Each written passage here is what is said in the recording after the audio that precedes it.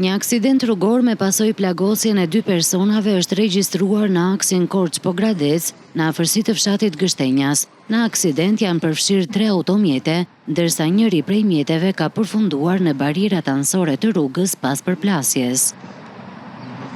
Sipas të dhënave paraprake, aksidenti ka ndodhur në bypassin Qaf-Ploç-Gështenjas, ku dyshohet se njëri nga drejtuesit e mjeteve nuk ka respektuar sinjalistikën rrugore, duke shkaktuar përplasjen zinxhir. Po ashtu paraprakisht dyshohet se lagështira në rrugë dhe humbja e kontrollit të njërit prej automjeteve kanë ndikuar në aksident.